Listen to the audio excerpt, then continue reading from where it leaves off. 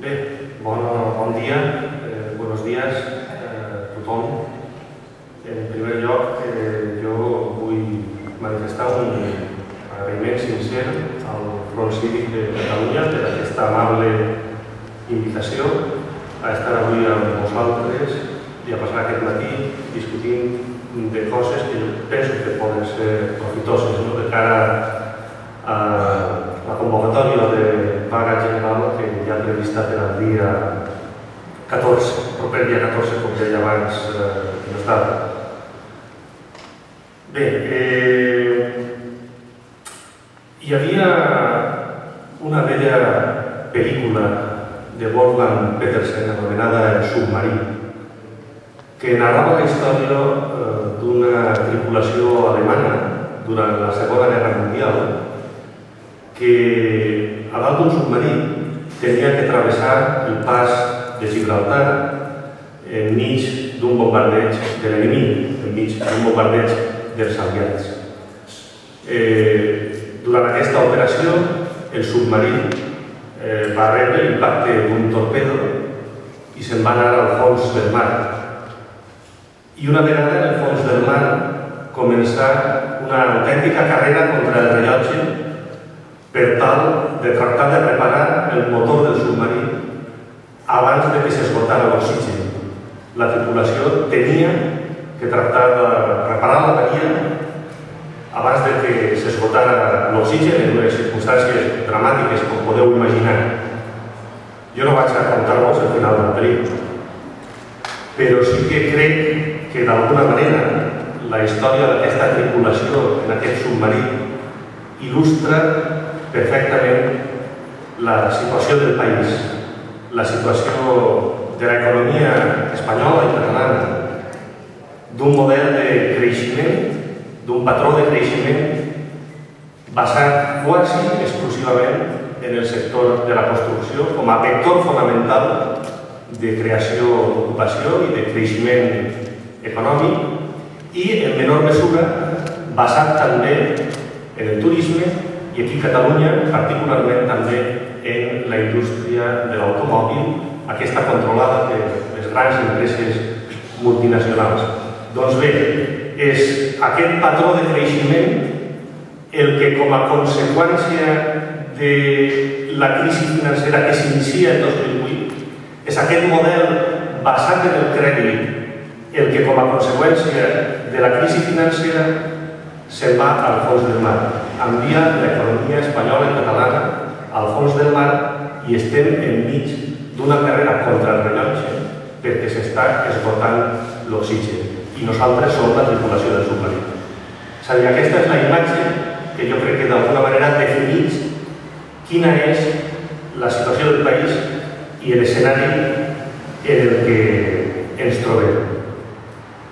I davant d'aquest escenari, davant d'aquesta situació, el que fonamentalment han intentat fer els diversos governs que han manat a l'Estat des que s'inicia la crisi econòmica i financera, podríem resumir-ho en dues paraules. I és, davant la impossibilitat de posar en marxa el motor, davant la impossibilitat de reparar l'avaria de la manera que tradicionalment s'havien reparat els motors durant molt de temps com a conseqüència de l'existència de l'euro, davant la pèrdua de les palanques fonamentals, de les eines fonamentals de la política econòmica com a conseqüència de la integració en la Unió Econòmica i Monetària, el que es fa fonamentalment es resumeix en dues paraules, que és devaluació salarial, devaluació interna. Davant la impossibilitat de recuperar competitivitat mitjançant la devaluació de la moneda, el que es fa fonamentalment, el que es fica damunt la taula, és un brutal ajustament salarial que es projecta sobre els tres pilars fonamentals del salari obrer. El salari directe, la nòmina que us paga l'empresari. La reforma laboral, ara parlaré una mica dels elements fonamentals d'aquesta reforma. El salari indirecte, els serveis públics, les retallades en educació, en sanitat, les retallades als funcionaris i el salari diferit, les pensions.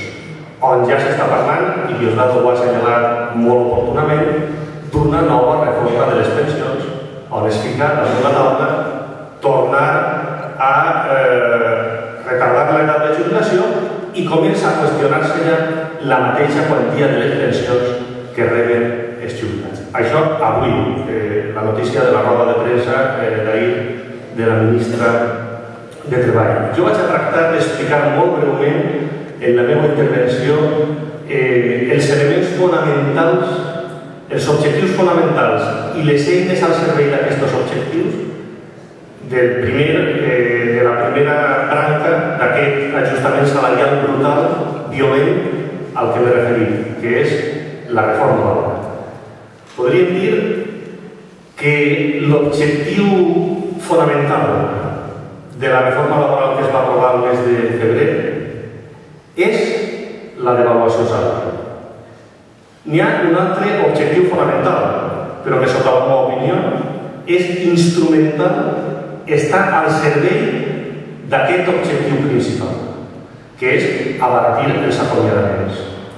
Es fa molt d'èmfasi per part dels sindicats, per part dels comentaristes, en l'abaratiment de l'acomiadament com el motiu fonamental de la reforma laboral. Però jo tractaré de demostrar breument que el fet d'abaratir l'abaratiment de l'acomiadament és l'eina per a imposar l'objectiu fonamental de la reforma, que és la devaluació salarial, baixar els sous dels treballadors i les treballadores d'aquest país, impulsar una violenta devaluació interna que està en marxa i que ho estarà encara més al llarg de les properes setmanes i mesos. Bé, la reforma laboral fonamentalment estableix tres mecanismes bàsics per a imposar aquesta devaluació salarial. El primer d'aquests mecanismes, i vaig a tractar de repassar-los de manera el més divulgativa possible, la qual cosa no sempre és fàcil, perquè estem parlant al final de normes i de relacions laborals. Jo vaig a tractar que avui aquí mantenga tothom. El primer mecanisme, la primera eina que ha fet servir el legislador per a imposar aquesta devaluació és el que s'anomena en el argot los acuerdos de descuento.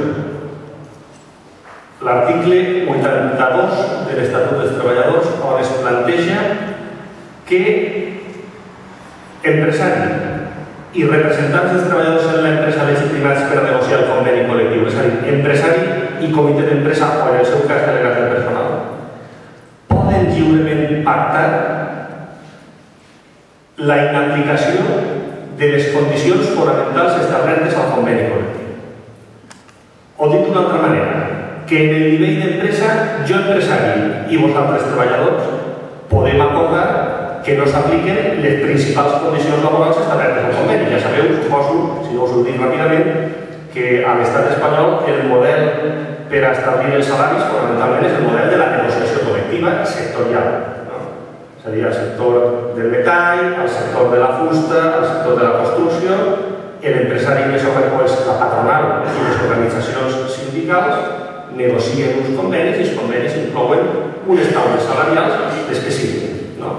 Doncs bé, ara amb la reforma laboral l'Estatut permet que jo, empresari i vosaltres treballadors, puguem pactar la inaplicació de les taules salarials i d'altres condicions de treball. Entre altres, es parla de la possibilitat d'inaplicar temps de treball, jornada laboral, sistema de torns, mobilitat funcional, inclús les millores voluntàries en l'acció protectora de la seguretat social.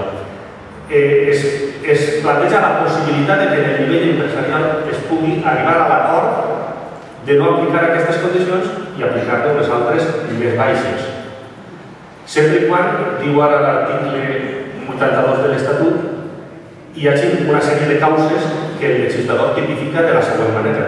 Diu, empresaris i treballadors podeu pactar la no aplicació de les taules salarials i, per tant, l'aplicació d'un salari més baix si n'hi ha causes econòmiques, tècniques, organitzatives o de producció. I afegeix immediatament.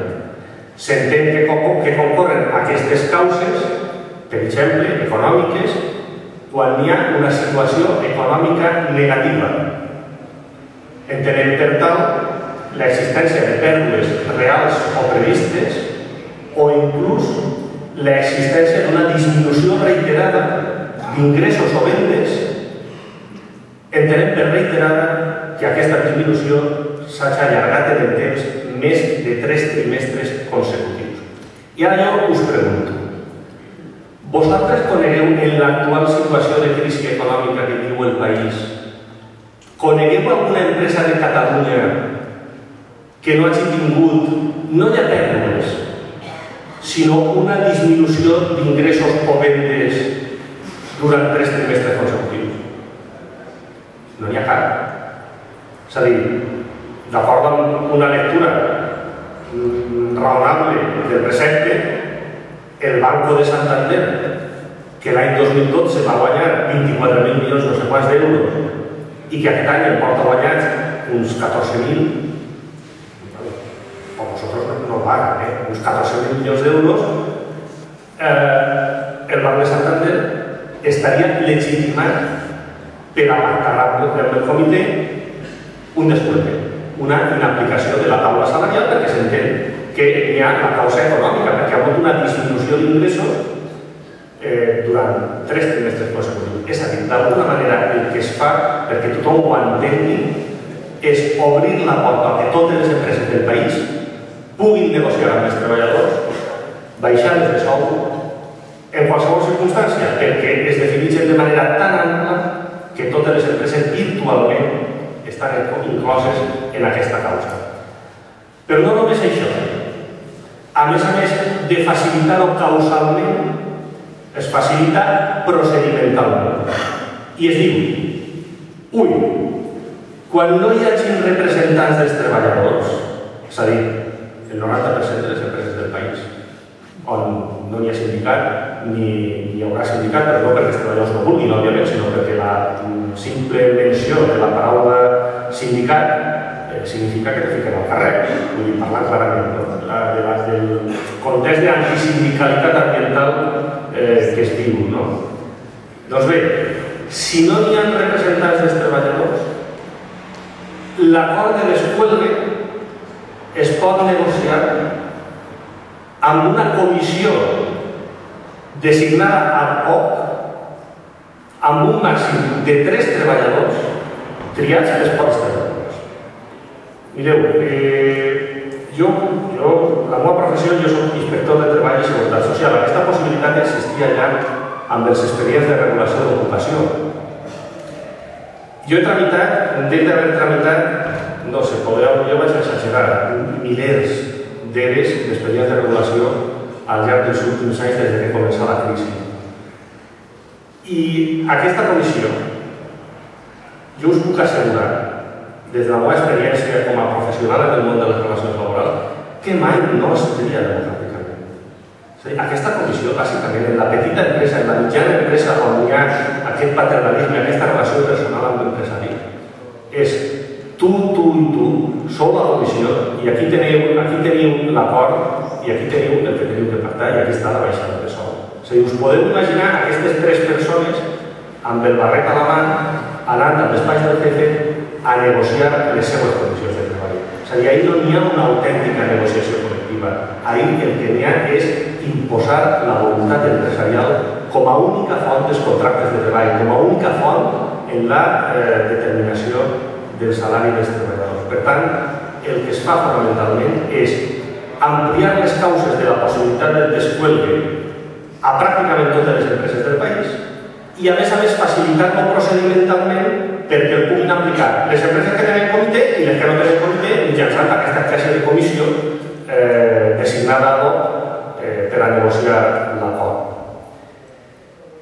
I, finalment, no només això, sinó que, a més, si malgrat tot no s'arriba a un acord, qualsevol de les parts queda habilitada per a plantejar la discrepància davant la comissió paritària del conveni. Sabeu que el conveni té una comissió paritària on està la patronal i estan els sindicats. I si la comissió paritària no arriba a un acord, llavors qualsevol de les parts, per exemple, el cas de la patronal, pot plantejar la controvèrsia a la Comissió Nacional de Convenis Col·lectius, que és un organisme administratiu per a que dicti un laudo i resolva la controvèrsia. Jo no sé si suposo que n'hi ha sindicalistes aquí en la sala, no? Pregunto, ¿hi ha sindicalistes aquí en la sala? Sí. Bueno, doncs ja sabeu això què significa, no? És a dir, que jo us pregunto, què queda de l'autonomia col·lectiva? Què queda de la negociació col·lectiva si al final, si no arribem a un acord, l'administració dicta un laudo i imposa una taula salarial? Sota la meva opinió no queda res. És a dir, l'autonomia col·lectiva queda trepitjada per una reforma laboral que té un objectiu molt clar, que és reduir el salari que cobren els treballadors. Bé, aquesta és la primera eina de la reforma laboral per a imposar la devaluació salarial. La segona eina fonamental és el que s'anomena conveni d'empresa. Ja us he dit que normalment els salaris es determinen mitjançant la negociació col·lectiva de tipus sectorial, el metall, l'hostaleria, etc. Doncs bé, el que ara planteja l'article, si no m'equivoco, l'article 84 de l'Estatut dels Treballadors és que la regulació de les condicions de treball establerta en el conveni d'empresa tindrà absoluta prioritat aplicativa sobre la regulació de caràcter sectorial. O dit d'una altra manera, que pacten el que pacten la patronal i els sindicats en l'àmbit de sector, en l'àmbit autonòmic, en l'àmbit estatal. Si jo, empresari, arribo a un acord amb els treballadors per a pactar el conveni, aquest acord deroga, té prioritat aplicativa sobre el conveni de sector, sobre el conveni estatal, sobre el conveni autonòmic. Prioritat aplicativa en les condicions bàsiques que determinen la relació laboral, salaris, temps de treball, classificació professional, etc. I jo us pregunto,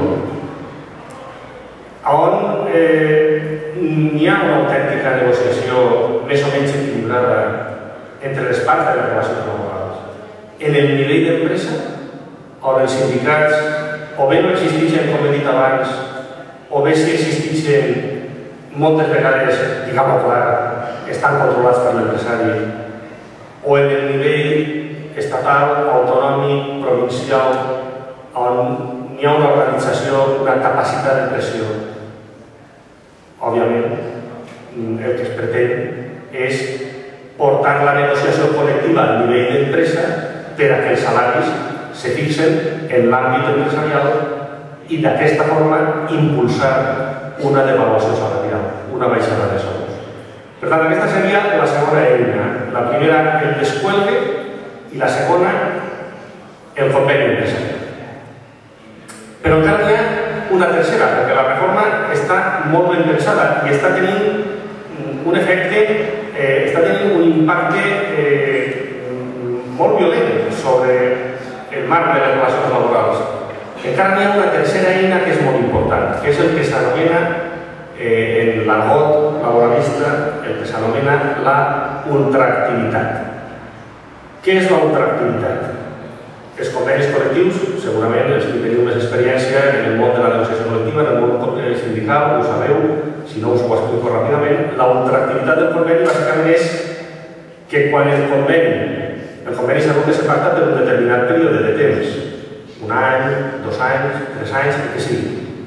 Doncs bé, quan arriba el moment de la pèrdua de vigència del conveni, quan es produeix la denúncia del conveni,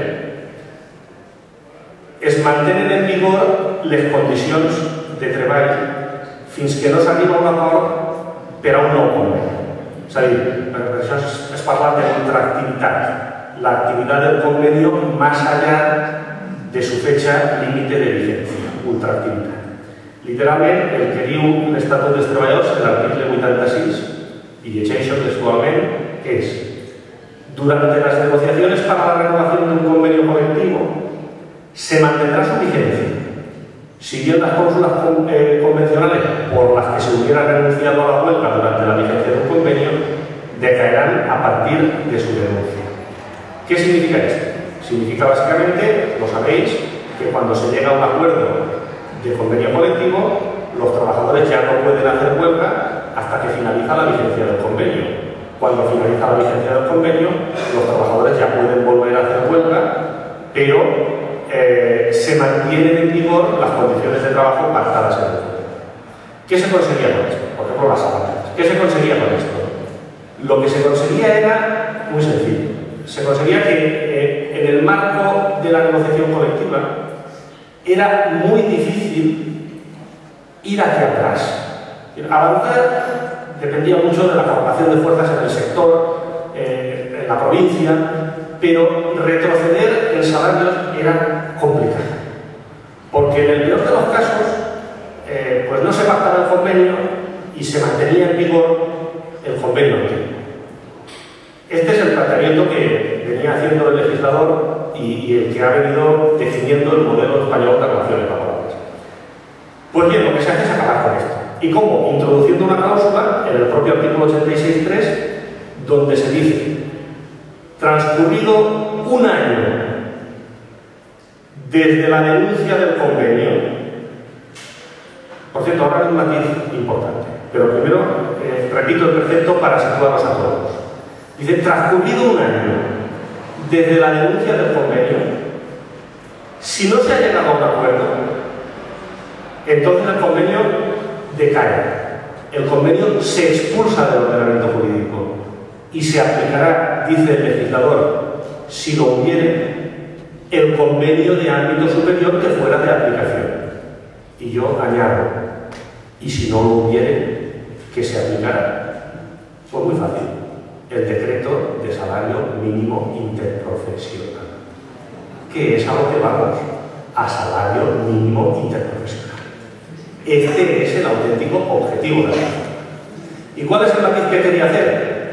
Que la reforma original planteaba que este plazo de ultraactividad iba a ser de 2 años. Y en la tramitación parlamentaria hubo un grupo político que lo redujo a 1 año y por cuya intervención, dentro de 1 año, sectores completos de la población laboral de este país van a ser desposeídos de sus condiciones laborales básicas y van a sufrir una devaluación salarial violenta y en sus condiciones de trabajo. ¿Y qué grupo político era ese? Exactamente. Convergencia y Unión. Convergencia y Unión es la que endureció la reforma laboral en el terreno de la ultraactividad, que es fundamental desde el punto de vista de la estructura de la negociación colectiva en la tramitación de la ley. Estas son las claves fundamentales de la reforma laboral. El segundo objetivo, en el que no me voy a detener, de la reforma laboral, que es fundamental también, es el abaratamiento del despido. Pero el abaratamiento del despido, en mi opinión, está al servicio de esta finalidad principal. El abaratamiento del despido es la herramienta disciplinaria. Es el instrumento para meterle miedo a los trabajadores. Es la palanca para que las negociaciones que se están produciendo en las empresas y que las estamos viendo en las empresas fundamentalmente consistan en lo que yo, en el ejercicio de mi profesión, estoy viendo. Y es, yo aquí y aquí, dos partes, la patronal y los sindicatos. Y la patronal lo que plantea básicamente, o el empresario lo que plantea básicamente es: este es el acuerdo de descuento. Este es el convenio de empresa. Y o lo aceptáis o a la calle. Así de simple el problema. Por lo tanto, al abaratar el despido, que es muy importante, insisto, lo que se está haciendo en última instancia no es sino poner en manos de la patronal un instrumento fundamental para impulsar la devaluación salarial. Pues bien, esto lógicamente tiene consecuencias y además inmediatas. Yo voy a citar solo muy brevemente y voy a intentar ir resumiendo y terminando esta intervención. La primera, sobre el tema de la devaluación salarial, yo voy a citar una noticia que venía hace mucho en El País, cuyo titular yo creo que es absolutamente ilustrativo. Dice: la supresión de los convenios reduce los salarios griegos un 20%. Y añade, ya en el texto, la eliminación de los convenios colectivos en Grecia ha provocado un descenso medio del 20% en los salarios del sector privado, según datos recogidos por los inspectores de trabajo. Esa caída, inspectores de trabajo de Grecia, esa caída se ha producido desde que el Parlamento aprobara, en medio de fuertes protestas sociales, el acuerdo sobre las medidas de austeridad exigidas por la Unión Europea, que incluye la eliminación de los convenios y su sustitución por acuerdos individuales entre trabajador y empresario. ¿Verdad que os suena? ¿Verdad que se parece mucho a lo que yo acabo de exponer? ¿Hay o no hay una hoja de ruta perfectamente calculada para imponer en los países del sur de Europa un expolio sistemático, un saqueo de los derechos económicos y sociales de los trabajadores de estos países? ¿Alguien puede pensar que aquí se está improvisando? Después de lo que acabo de leer, es una noticia del país. Por tanto, primera consecuencia, una violenta devaluación salarial en marcha. Y segunda consecuencia, y no me detengo en ella, el tema de la EPA de ayer. 5.700.000 parados, los datos ya lo han dicho, y yo creo que de alguna manera lo que se ha hecho es intentar apagar el incendio con gasolina. Es decir, lo que se ha hecho es, en un momento en el que la economía está cayendo a poco como consecuencia de los planes de ajuste, básicamente abrir la puerta a que las empresas puedan despedir con absoluta libertad. Y los datos de la EPA son, iba a decir, suficientemente representativos. No, porque, cuidado, yo añadiría que sí, se habla de 5.700.000 y pico de parados, pero ojo, ¿cuánta gente se ha ido de Cataluña, cuánta gente se ha ido de España al extranjero a lo largo del último año? ¿De cuánto estamos hablando? Es difícil saberlo, pero de 500.000 de personas, tal vez, de más. Por lo tanto, cuidado, porque los datos son representativos, pero la situación es incluso más dramática de lo que la propia EPA plantea. Yo creo que ante esto, y voy terminando, ante esto yo creo que hay que adoptar una actitud. Ante esto se plantea la pregunta clásica de siempre, que surge en todas las charlas, en todas las conferencias, en todos los seminarios en los que me invitan a participar, que es ¿qué hacer? Y yo hoy, muy brevemente, pues voy a intentar responderla antes de que me hagáis la pregunta, porque siempre acabamos con esta cuestión y por lo tanto hoy me voy a adelantar muy brevemente. Mirad, yo creo que lo primero que tenemos que hacer, fundamental, es asumir que esto es una guerra. Ya sé que no os gusta, ya sé que no habéis elegido ser soldados en ninguna guerra, lo siento. Esto es una guerra, de los de arriba contra los de abajo. Esto es una lucha de clase pavorosa, con el único problema de que los de abajo no se han enterado, pues los de arriba lo tienen clarísimo, y además no descansan nunca. Por lo tanto, si esto es una guerra, lo que tenemos que hacer, el qué, es organizar un ejército que sea capaz de luchar en esa guerra, que sea capaz de enfrentarse al enemigo. Un ejército integrado por todas las personas, por todas las organizaciones, por todos los colectivos que están sufriendo las consecuencias de la crisis. Por los parados, por los trabajadores, por las organizaciones de izquierda, por los indignados, por todos los frentes de resistencia, por los estudiantes, por los sindicatos, por todos los vectores que han empezado a oponer resistencia a esta acumulación por desposesión que está en marcha en nuestro país. Un bloque cívico que tenga poder para oponerse a los que verdaderamente mandan en este país. ¿Y cómo organizarlo? Pues yo me remito a lo que ha venido diciendo Julio Anguita a lo largo de los últimos tiempos y que de alguna manera ha hecho que hoy nos encontremos aquí personas que seguramente tenemos una procedencia muy diversa, a través de un programa que responda a las necesidades y a las expectativas de las personas que están sufriendo las consecuencias de la crisis. No hay otra manera de encontrarnos, no hay otra manera de unirnos, no hay otra manera de juntarnos más que acordando las condiciones, la hoja de ruta que permitan plantear una salida política de la crisis en este país. Más allá de una huelga general, más allá de movilizaciones y manifestaciones, plantear una hoja de ruta para lograr una salida política de la crisis de este país, un programa que responda a las expectativas de los parados, un programa que plantee subir el sueldo a los trabajadores. Por eso se plantea lo del salario de 1.000 euros o lo de subir las pensiones, no porque queramos repartir aguinaldo, no porque queramos hacer demagogia populista, primero por justicia, pero en segundo lugar porque o subimos el salario de los trabajadores o los trabajadores tienen más poder en la sociedad o no saldremos nunca de la crisis. No saldremos de la crisis. En segundo lugar, la nacionalización de la banca, porque no volverá el crédito de las empresas hasta que no exista una banca pública, no volverá a haber crédito que permita poner en marcha el motor de la economía.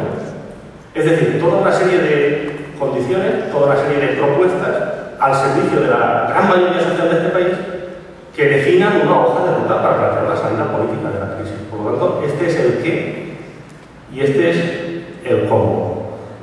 Mirad, he dicho que esto es una guerra y lo vuelvo a repetir. Y es una guerra de una naturaleza muy particular. Porque cuando lo que se pone encima de la mesa es que, por ejemplo, los extranjeros ya no puedan recibir asistencia sanitaria. Es decir, cuando lo que se pone encima de la mesa son cadáveres directamente, lo que se plantea ya no es una lucha por derechos civiles de este o aquel colectivo. Lo que se plantea es una lucha por la dignidad. Cuando lo que se pone sobre la mesa son niños sin escuelas, lo que tenemos por delante no es una lucha por una reforma social más o menos ambiciosa. Lo que tenemos por delante es un combate por la igualdad. Cuando lo que se pone encima de la mesa es una reforma laboral que convierte las empresas en un castillo feudal, donde está el amo y donde están los siervos, y los siervos no tienen más remedio que obedecer a su amo, lo que tenemos por delante no es una lucha por mejorar el salario de los trabajadores, es una lucha por la libertad.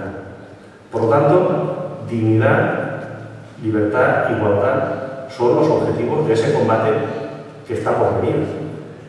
Y la manera de hacerlo, yo creo que es precisamente la que hemos dicho, tratar de unirnos alrededor de un programa, que el programa sea la llave que abrirá la jaula que ha tenido prisionero tanto tiempo a nuestros sueños, a nuestras aspiraciones, a nuestras esperanzas.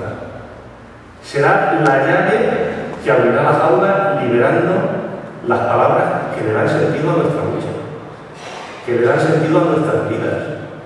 Compartir, igualdad, tenderle la mano al que se ha caído para que se ponga nuevamente en pie, estar con las personas que ya no tienen nada. Estas son las palabras que de alguna manera servirán de inspiración para que nos unamos y organicemos ese ejército capaz de plantar cara. Compañeros, yo termino ya. Quiero trasladaros, en nombre de los compañeros del País Valenciano, un último mensaje. Podrán recortar nuestros salarios, y lo están haciendo. Podrán recortar nuestros derechos económicos y sociales porque dicen que ya no son sostenibles. Podrán incluso recortar nuestra libertad. Y es posible que no les tiemble el pulso para hacerlo. Pero no podrán recortar la fuerza de los trabajadores si los trabajadores se unen, se organizan y se movilizan en un frente cívico. No podrán recortar la voz de intelectuales, de juristas, de profesionales progresistas que no queremos esta reforma laboral y que no queremos este modelo de sociedad que nos están tratando de imponer. Y no podrán recortar, finalmente, nuestra esperanza legítima a una sociedad más justa e igualitaria. Yo lo afirmo así. Muchas gracias.